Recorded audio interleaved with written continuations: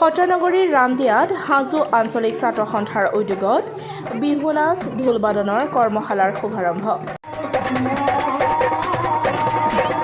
আকৌ আহিল হেঁপাহৰ বহাগ, প্ৰান্তে প্ৰান্তে বিহুটিক আদৰাৰ আখৰা। সত্ৰনগৰীৰ ৰামদিয়াতো ঢোল পেপাৰ গুঞ্জন। আছুৰ উদ্যোগত বিহু নাচ আৰু ঢোল বাদনৰ কৰ্মশালাৰ শুভাৰম্ভ। হাজো আঞ্চলিক ছাত্ৰ সন্থাৰ উদ্যোগত ৰামদিয়া ছাত্ৰ সন্থা আৰু ৰামদিয়া পুথিভঁৰাল আৰু সামূহিক সাংস্কৃতিক কেন্দ্ৰৰ সহযোগত ৰামদিয়াৰ ভঠেলি খোলাস্থিত খেলপথাৰত অনুষ্ঠিত হয় কৰ্মশালা। শুভাৰম্ভ কৰে মুখ্য প্ৰশিক্ষক কুলজ্যোতি তালুকদাৰে।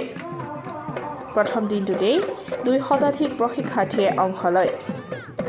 শুভাৰম্ভ অনুষ্ঠানত হাজো আছুৰ সভাপতি প্ৰাণজিৎ দেউৰীয়া, ৰামদিয়া আঞ্চলিক ছাত্ৰ সন্থাৰ উপদেষ্টা অভিজিৎ ঠাকুৰীয়াসহ আছুৰ বিষয়ববীয়াসকল উপস্থিত থাকে।